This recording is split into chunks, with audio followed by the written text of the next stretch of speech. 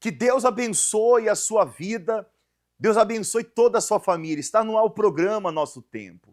E eu quero começar esse programa convidando você a tomar uma decisão na sua vida. Nesse domingo, nós vamos começar o dia, a semana da decisão, para aqueles que estão vivendo muitas vezes indecisos, aqueles que ainda não tomaram uma atitude para mudar a sua história, a sua vida. Você vai conhecer um homem que chegou no Brasil e nas condições que ele chegou era impossível vencer. Talvez você vai até mesmo se ver na história de vida dele. Uma injustiça que ele sofreu, um golpe que ele caiu, mas ele deu a volta por cima. Quando, conhecendo a verdade, ele venceu e conseguiu superar as dificuldades apresentadas em sua vida. Vamos à história dessa pessoa e eu creio que através desse programa a sua vida será transformada. Milhões de pessoas atravessam continentes para fugir da pobreza, da guerra e da falta de oportunidades. Mas no meio dessa esperança, o que ninguém conta é o que pode acontecer no meio dessa chegada.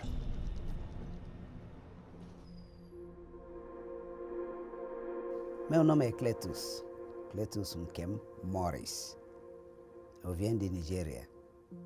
A vida nunca foi fácil desde criança. Eu comecei a ajudar minha mãe para trabalhar desde quando eu tenho 5 anos.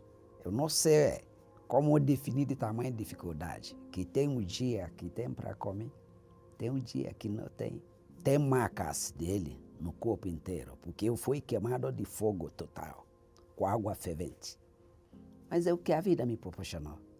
Mas um dia, eu decidi de sair de Nigéria. Uma pessoa que estava aqui no Brasil, eu falei para ele que eu tenho que sair de Nigéria. Aí ele pediu para que eu viesse para o Brasil. Eu perguntou para ele, mas quando eu chegar aqui, como que eu vou fazer? Ele me disse, não, que já faz tempo que ele está aqui, que se eu chegar no Brasil, que ele vai me receber, que eu ajudei ele. Então, que ele vai me ajudar também. Eu fico feliz. Eu chego aqui no Brasil no dia 19 de mês 4, 2001. Quando eu chego no aeroporto, liga para aquele telefone. Liga. Não responde, o telefone está desligado. O telefone está desligado. Eu chego 4 horas. Eu fiquei esperando no aeroporto até 6 da tarde. É quando eu consegui descobrir que ele não vai vir. Porque o telefone dele nunca mais falou. A única dinheiro que tem na minha bolsa são $45. Perdido em um país desconhecido, ele conseguiu chegar no centro de São Paulo. E foi aqui que ele viu o sonho se transformar em um pesadelo. Não fala português, não viu que vai me receber e não conhece ninguém. Então eu perguntou para a motorista que me trazia lá no ônibus se ele sabe onde que africanos ficam aqui. Me levou numa hotel na Avenida São João. Só durou 2 semanas. Eu percebi que o dinheiro que eu tenho está pouco. Então eu teria que sair desse motel sozinho. Até o dia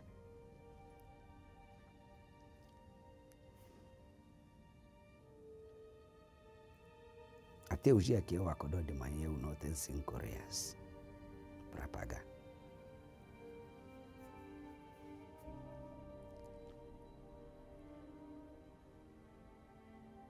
Aí o hotel pediu para mim e saí do hotel. Foi assim que eu saí. Sem nada. Foi tão difícil. Estar num país que não fala a linguagem deles. Não conhece ninguém. Não tem nada que você pode fazer. Tudo bem, eu fiquei, saí da rua. Eu nunca pedi nada para ninguém na vida, eu não gosto de pedir. Só que A noite está caindo. Onde que eu vou? Isso durou 3 meses. Dormindo na rua. Dormindo na rua. Aí eu vi uma coleta que está na meia da Praça República. Eu fui lá na coleta, só que tem várias pessoas lá. Foi quando eu comecei a descobrir que a maioria deles também são traficantes. Todas eles que eu encontrei no restaurante faziam parte de uma máfia organizada. Aí eu fui convidado para fazer parte do grupo para a proteção da comunidade. E nisso que eu acredito quando eu entrei. Mas quando eu entrei e percebi que tem algo a mais, sem saber que eu já estou um traficante. Comecei a traficar. E ganhou dinheiro nisso. Eu comprei apartamentos na época, eu comprei carros, eu vivia bem. Só que o dinheiro que ganha na droga não vale nada para você, porque é para sua proteção. Então eu comecei a conhecer minha esposa naquela época. Durante o tempo que eu estava namorando ela, ela não sabe o que eu faço. A minha alma gemia tanto que, apesar de dinheiro que eu tinha, que eu consegui na droga com traficante, apesar de poder, há um vazio enorme dentro de mim, naquela época.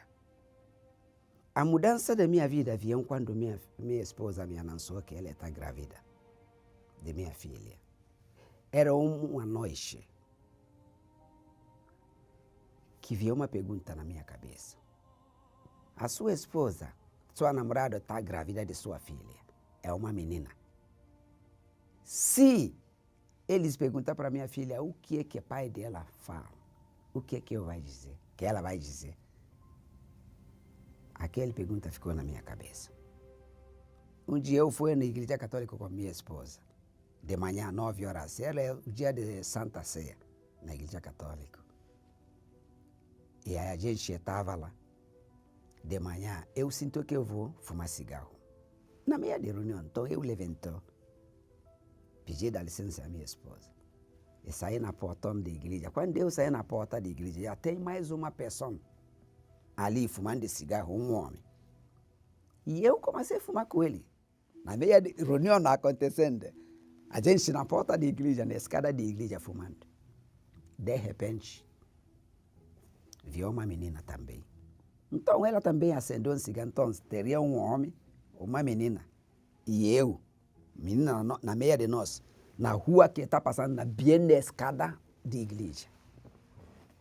O que tipo de igreja que eu está? Essa é a minha maior pergunta daquele dia. Então eu joguei o cigarro fora e entrou. Fui na frente onde que minha esposa está. Aquele me revoltou muito. E quando eu entrou, chegou a hora de rocha que está começando. Então tá bom. Pessoas estão passando até que chegou na minha vez. Quando o padre diz, por causa de Cristo, eu diz amém, abre boca. Para que ele colocou a rocha, eu senti o cheiro de cigarro na mão dele. E quando eu disse amém, eu acho que ele rotou. Eu sinto que ele bebeu. Aí eu fiquei explosivo. Eu perguntou para mim, como que isso é possível? 9 horas da manhã. O padre já fumou cigarro e também já bebeu bebida alcoólica. E agora, o que ele vai me orientar? Eu chamo minha esposa ali, imediatamente, e disse para ele, amor, olha só, eu estou saindo daqui agora. Com você, eu saí na porta e falou com Deus só assim, eu vou seguir essa estrada. A primeira igreja que não seja esse que eu vi, é lá que Deus quer que eu ficasse. Quando eu passou a dois quadros, eu comecei a ouvir música. Quando eu chego aqui, meu Jesus já estava. Quando eu chegava aqui, mas Jesus já estava. Quando eu cheguei lá, descendo da porta, viu que tem reunião. Eu fico na porta. E esse pastor que eu não sei como definir ele, que é um mentor que Deus colocou para me resgatar naquele dia. Eu estava pregando. Se você que está aqui agora está aqui, é porque Deus quer que você esteja aqui. Eu parou um pouco. Mas como? Como que ele sabia que eu ia estar aqui? E aí amanhã seguinte eu voltei de manhã. Aí eu decidi que eu tenho que parar tudo e comecei a vida de zero. E aí foi no momento que eu declarou para minha esposa: em 6 meses a gente vai perder tudo que a gente tem. E como que a gente vai viver? Eu falei que Deus vai prover. Eu perdi tudo, eu não tenho mais nada. Eu caí totalmente, que chegou um momento que eu só tenho arroz, tomate fresco e cebola, que minha esposa cozinhou para a gente comer. Eu comecei a fazer bico, lava carro aí. Um pouco tempo depois que eu batizei, veio a época de Fogueira Santa. Eu lembro que o pastor falou para mim que é Espírito Santo.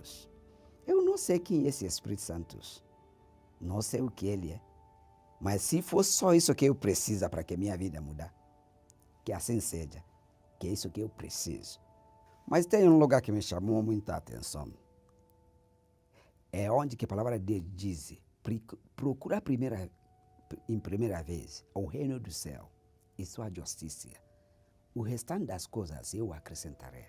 Quando chegou na pé de alta, subindo na alta, eu não vou esquecer como que aconteceu. O pastor pediu para a gente abrir a nosso coração e pedir com sinceridade. O que eu sei que eu dobrou o joelho, como que eu costumava na frente de alta, e disse para Deus o seguinte: eu não sei quem é você, Espírito Santo. Porque todo mundo me diz que é só você que eu preciso para mudar a vida. Então, aqui está eu. Na meia desse busca, eu fui tomado com uma força diferente. Como se fosse que sou eu que está dentro da igreja. É só que viver isso, sabe? Como que a força do Espírito Santo, quando ele vem dentro da gente. Ele diz: filho, agora você já está onde que você está. Eu estou contigo. Não tem mais.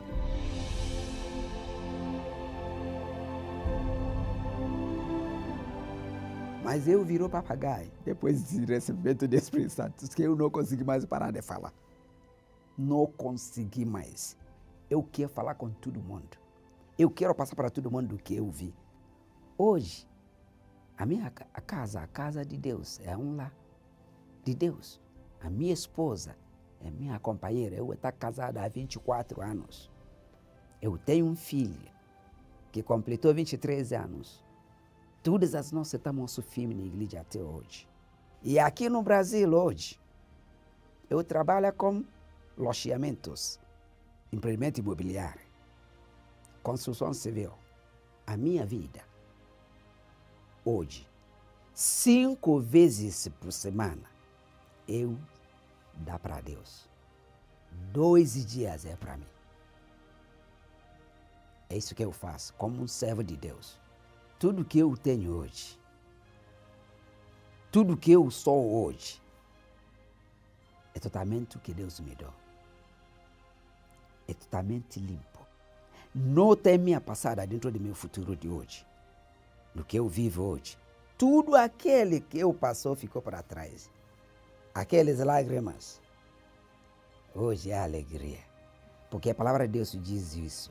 O choro dura a noite inteira. Mas a alegria vem pela manhã. Para seguir a Deus, tem que sacrificar. Tem que abrir a mão de quem você era, para ser quem que Deus quer que você seja.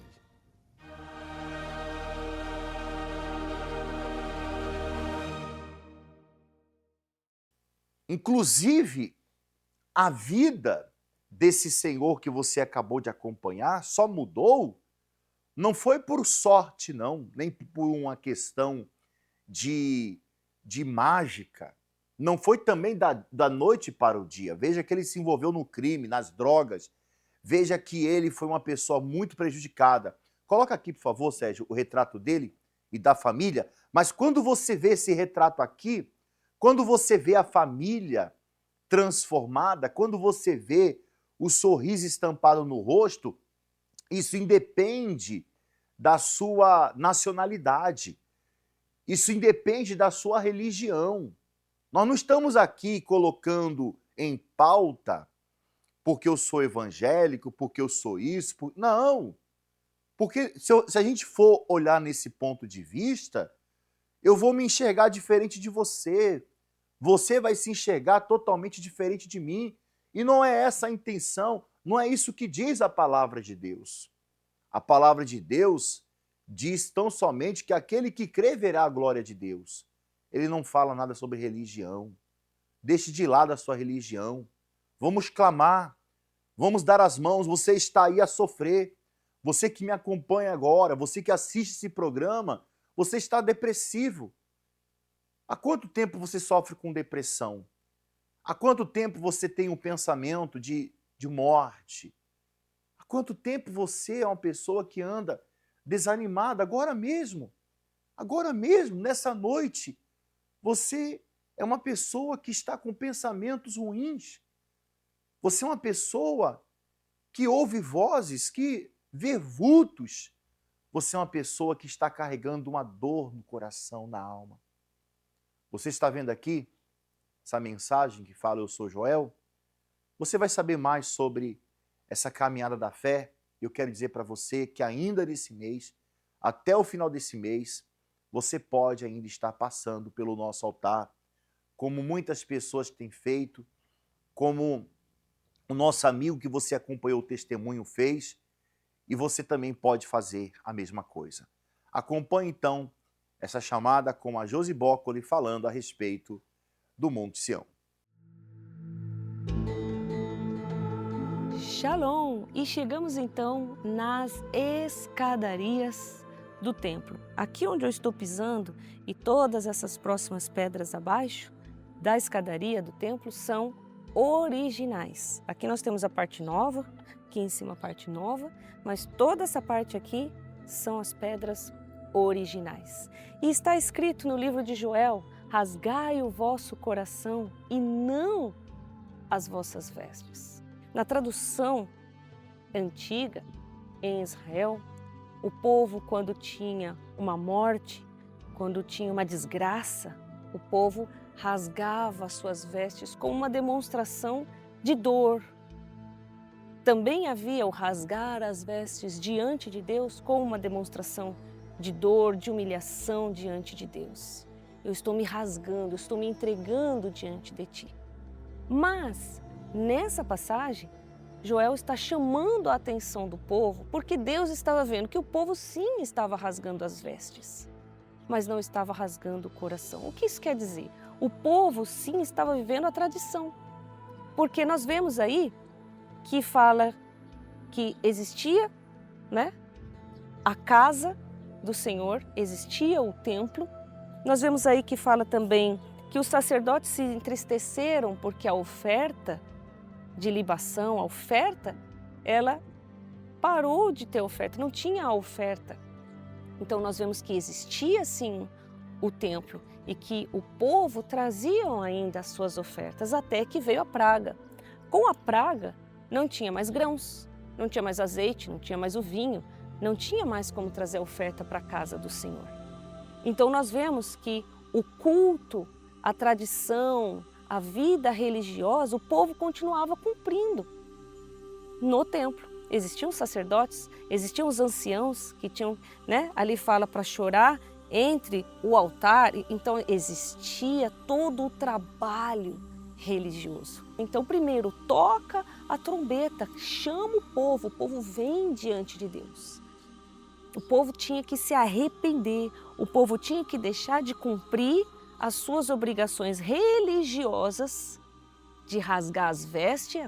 Cumprir a obrigação religiosa era rasgar a veste, era que eles faziam as coisas para os outros verem, eles faziam o que os outros podiam ver, eles rasgavam a veste diante das pessoas. Mas quando Deus observava eles, Deus não via aquela sinceridade de coração. E então eles tinham que, quando foram convocados aqui diante do templo, eles tinham que então rasgar o coração. Que significa? Realmente tem que haver a sinceridade. A partir do momento que há a sinceridade, então há a verdadeira oração. Então há realmente o rasgar o seu coração. Você não tem que esconder, você não tem que priorizar a sua posição, você não tem que priorizar o seu título, você não tem que priorizar se você está cumprindo as suas tarefas religiosas, você não tem que pensar no que as pessoas estão vendo, você tem que priorizar o que Deus está vendo. Deus vê a alma, Deus vê o coração. O shofar está tocando, a campanha de Israel é o shofar tocando. Você está ouvindo essa mensagem agora? Então você está recebendo a mensagem, você está sendo convocado. Agora está nas suas mãos rasgar não somente as suas vestes, mas sim o seu coração. Nos vemos aqui, nas escadarias do templo, no Monte Sião, em Jerusalém. Litraúd. Por esse motivo, tome a decisão. Para você que quer a nossa ajuda, vamos estar nessa sexta-feira, Pastor Antônio, realizando o duelo, o desafio, a batalha espiritual que vai acontecer ao meio-dia. Com certeza, Pastor Edilson, nessa sexta-feira vai ser muito forte. Você que nos acompanha agora e tem passado problemas no seu casamento, na sua família, problema de saúde, que os médicos não descobrem a causa, esteja conosco nesta sexta-feira. O dia inteiro tem reuniões, mas principalmente nesse horário forte e poderoso, na corrente poderosa do meio-dia. Eu tenho a certeza que Deus, Ele vai dar fim ao seu sofrimento. Ao meio-dia, você estará passando pelo corredor dos 33 e recebendo essa oração de imposição de mãos, e na oportunidade você estará recebendo o seu ponto de luz. Exatamente, Pastor Antônio, essa maldição ela vai ser quebrada. Agora eu quero dizer para você que mora aqui na região central de Guarapuava, exatamente ali na Vila Concórdia, que no dia 9 de agosto, às 3 horas da tarde, no Dia dos Pais, nós vamos ter um mega evento, o Unisocial. Acompanhe essa matéria com a Stephanie e já voltamos.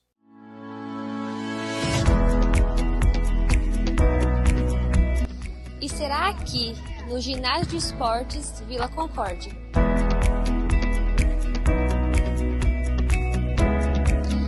No dia 9 de agosto, especialmente às 15 horas da tarde.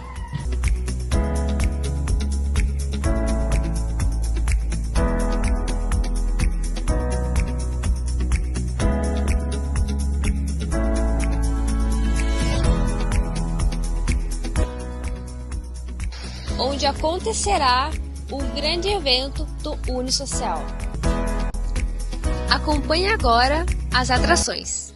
A banda da FJU, pipoca, algodão doce, kits de doces, recreação infantil, apresentações de danças, doações de roupas, manicure, aferição de pressão, corte de cabelo. E na oportunidade estaremos orando por todas as famílias no Dia dos Pais.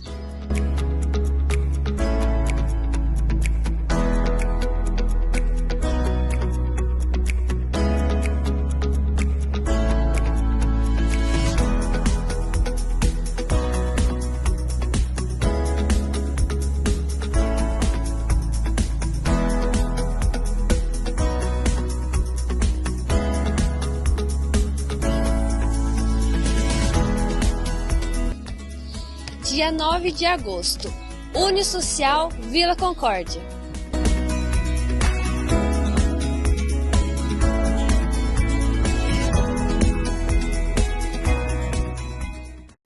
E todas as atrações, apresentações que nós vamos realizar será em benefício aqui da população de Guarapuava. Totalmente gratuito. Você que está acompanhando esse programa, recebendo esse vídeo, também você que assistiu aí o programa do nosso amigo Márcio Melo, também você que está nessa audiência pode estar participando. É um evento totalmente gratuito e para todos. Este lugar, o Ginásio Vila Concórdia, do lado da UBS, foi o lugar escolhido para nesse mês de agosto realizarmos esse grande evento em favor da população. Certo? você é o nosso convidado todo especial. Nós estamos vivendo no jejum de Daniel. O jejum de Daniel não é um jejum de alimentos, aonde você fica ali por um período sem se alimentar, sem beber água. Não, mas é um jejum de informações.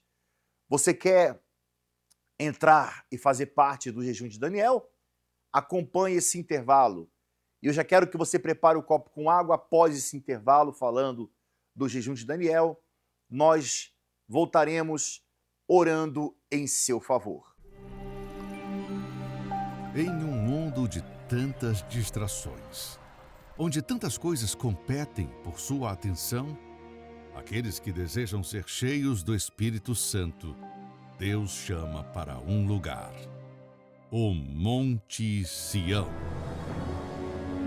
Durante 21 dias, o foco total no fortalecimento da fé, em busca da maior das promessas.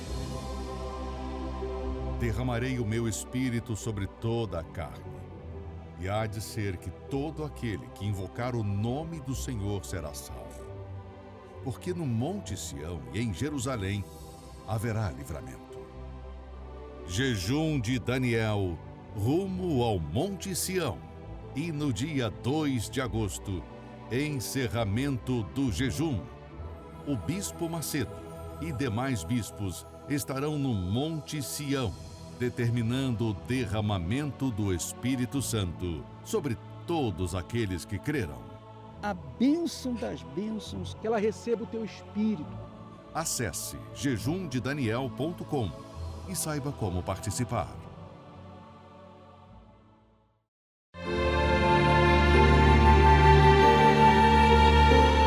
Neste momento, vamos unir a nossa fé. Vamos falar com aquele que pode nos responder. Porque Ele é o único Deus.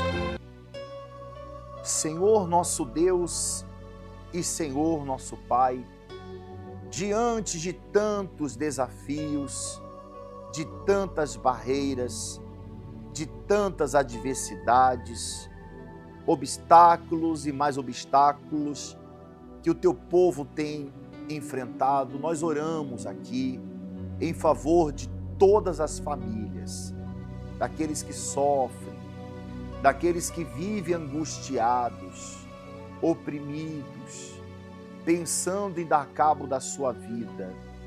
Essa pessoa, tudo o que falta para ela é uma decisão. Ela já decidiu se entregar a esse sofrimento. Ela já decidiu se entregar a essa dor. Seu pensamento é que para o seu caso não tem mais jeito. Estenda a tua mão em direção à vida dela, meu Pai, para que no momento que essa pessoa se levantar dessa oração, esteja ela de joelhos, deitada, porque já não consegue se levantar, esteja ela com as suas mãos no televisor, no celular, ou até mesmo segurando esse copo com água. Ó Deus, que o Senhor dê agora o livramento, que o Senhor quebre essa maldição, essas correntes do mal, que tem muitas vezes impedido essa pessoa de seguir em frente, de olhar para frente. Tira essa venda dos olhos, afasta essas nuvens cinzas e faz, meu Pai, novamente chegar até a vida dela a tua luz, meu Pai, para que ela venha conseguir respirar, se levantar. E uma vez isso acontecendo, que o teu nome seja glorificado. É o que nós determinamos. Oramos por esse lar, por essa família. Oramos por esse trabalhador. Oramos por todos aqueles aonde chega essa oração, chega até eles uma cobertura espiritual. E o que crê, diga amém. E graças a Deus. Beba desta água e sejam todos abençoados através da fé. Nosso programa chegou ao final, mas você pode nos procurar aqui na Catedral de Guarapuava, na Rua Padre Chagas, 3536, próximo ao Terminal Central, em frente à loja MM. Inclusive, eu quero dizer para você que em breve estaremos em um novo endereço. Exatamente. Nós, em breve, estaremos inaugurando a mais nova catedral, como você vê aqui nessa foto. A nossa foto do nosso projeto, como ficará a nossa catedral em frente à Praça 9 de Dezembro. Que Deus abençoe, um forte abraço e até o nosso próximo programa.